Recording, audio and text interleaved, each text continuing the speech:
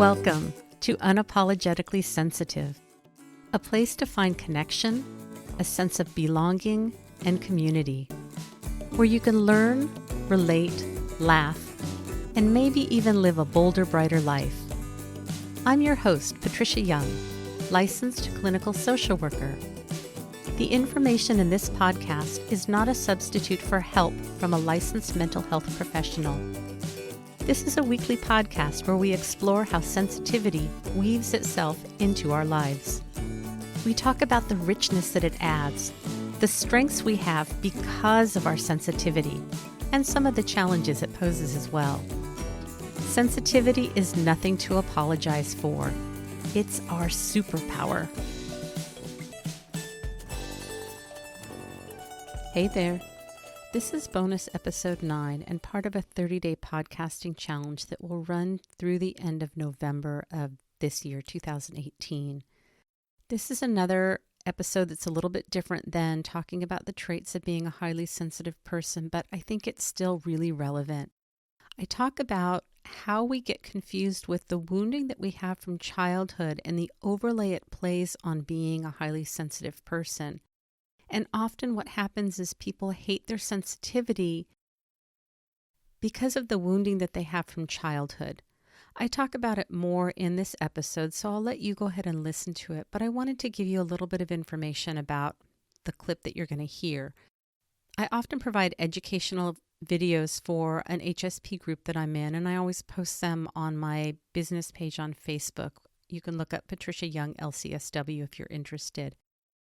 But because it was a video, I cut the ending off because it wouldn't have made sense if you're listening to it, but it just kind of ends abruptly. And I'm not going to add anything fancy on the end. So just know that all of a sudden it ends and you go, huh? Anyways, I hope you enjoy it. I also end up talking about the benefit of therapy in it, which I totally believe in. I'm a therapist and I think getting good therapy is great. But I just am giving you a heads up so it doesn't sound like I'm trying to pitch anybody on therapy, but it felt relevant to what I was talking about. It was relevant to the video that I was making. And when I have content that feels like it's valuable, I really try and repurpose it, recording audio at the same time so that it's something that I can share in the future. Thank you so much for taking the time to listen to this podcast. I'm hearing from some of you and just loving hearing how you're experiencing the podcast. If you have any feedback, please feel free to reach out to me, unapologeticallysensitive@gmail.com.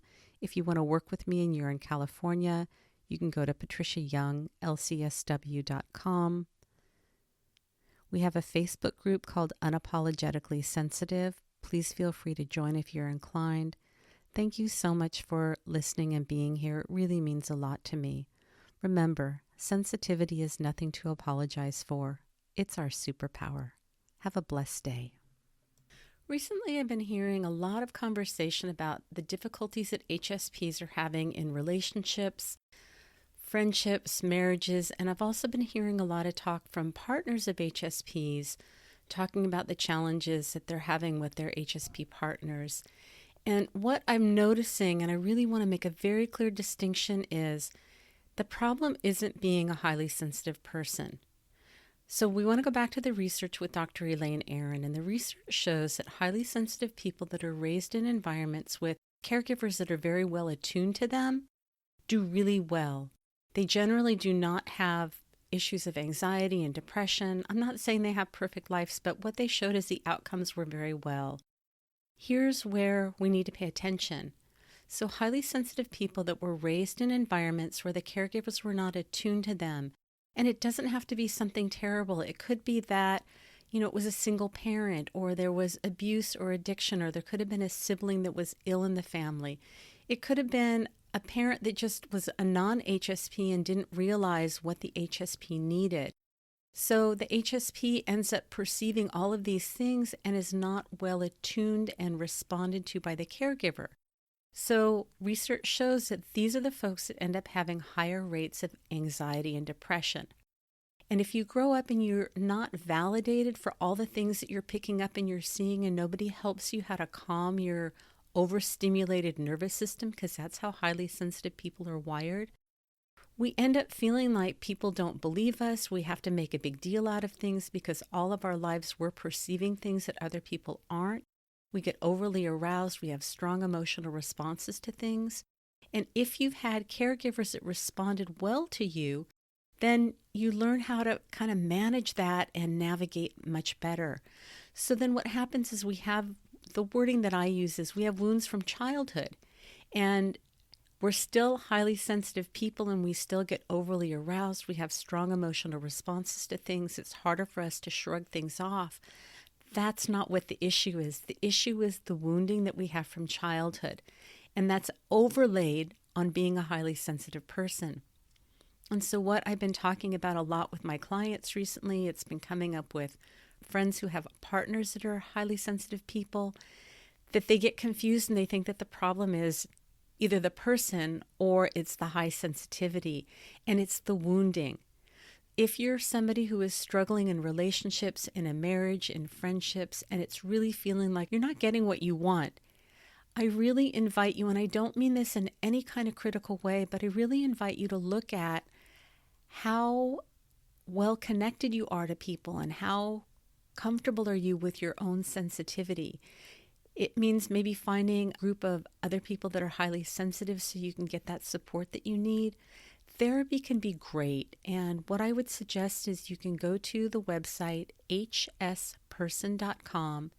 There are therapists that are HSP knowledgeable that are listed there. In order to be listed on the website, each therapist needs to read a book that Dr. Aaron wrote on therapy with the highly sensitive person. They need to take a test and pass it to be on there. There are many qualified therapists that know how to work with highly sensitive people, but I would really interview any therapist that you're going to think about working with. And what I can tell you is the clients that I have that come to me that are highly sensitive, they either have not worked with a therapist that is HSP knowledgeable. Oftentimes, the messages that we get are, think too much, you ruminate, you can't let things go. When you work with a therapist or somebody who's HSP knowledgeable, we reframe that. So I was just talking with a client recently about, we think deeply about things. And so while her friends were saying, you're ruminating about things and why can't you let things go? We process deeply, and that's not a bad thing. We receive all this messaging that how we are is not okay. Once we can work with somebody, they can help us have a new perspective on how we function and what we do. It really can be a game changer. Being highly sensitive comes with so many incredible gifts. There are definitely things that make it much more challenging, and I struggle too. I want people to be so clear that the challenges that people have in relationships and with connecting are not about being a highly sensitive person. It's that we don't have the tools. We weren't well attuned. It's the wounding that's overlaid on being highly sensitive. And I really want people to have hope and to be really clear that being a highly sensitive person is a gift. It comes with some challenges, but it makes us loyal, compassionate friends. We are the people that people come to talk to because we're such great listeners and we have empathy. We're creative. We're funny. We have all kinds of skills, but because the wounding gets mixed in with being an HSP, we confuse the wounding with being highly sensitive. Not only do we do it, but other people do it. And I really want people to get clear that they're two separate things. And if you're struggling, there's no shame in reaching out and getting support. If you are going to try and find a therapist, you've got to have a great connection. I've had years of therapy, and because my mom was a single parent who was very stressed and had lots of rules, and it felt like she was kind of withholding of approval, I would find therapists that felt very similar to me, and I just figured this is kind of how adults are. It wasn't until much later in my life and becoming a therapist that you've got to have a great fit with your therapist. Ask them what they can do for you. Ask how they work. Ask what their philosophy is about depression and anxiety. For me, my belief is that life is about struggles. Life is about joy also. But a therapist can help you learn how to lean into the times when it's hard, get some tools, and then when you have the times that go really well, you enjoy those. I can't fix anybody. If anybody comes to me and I can tell them that I can take away all their anxiety and depression and they're going to have a blissful life, I can't deliver on that. because life is about challenges and joy, and it's about learning how to ride through those times, to lean into it so it doesn't feel so scary, to get tools, to have somebody who really gets you and understands you. And if you're feeling like you have a therapist who, when you leave, you don't feel really heard and seen, I would say something is wrong. The other caution that I have as a HSP is we pick up on so many subtleties. And I was just talking with somebody the other day, a therapist who was in therapy with someone who was theoretically HSP knowledgeable. And the therapist's client felt that her therapist was judging her a lot. I don't know what happened. I wasn't there. I don't know. But what I can tell you is HSPs pick up on subtleties. So it's very possible that the therapist had a slight reaction that the HSP picked up on. It may have been judgment. It may not have been. But what happens is we pick up on it and we don't ask about it. So then we make up a story in our head. So I often feel like I'm being too much. I feel like people aren't interested. So if I see a reaction, it's very possible for me to attach the story in my head, the meaning. They're bored, I'm not interesting, I'm talking too much. What I need to do is to ask them. Sometimes people aren't even aware that they had a reaction. Sometimes people have indigestion from lunch. Sometimes their pants are too tight. So I really want to caution you that yes, we are picking up on things, but the meaning that we attach to it is not always accurate. And this is again where the wounding comes in, that if we have stories and history from our past, we bring that into every situation without even realizing it. So someone will have a reaction and we attach meaning from our past, and it continues to recreate a story that may not be very accurate.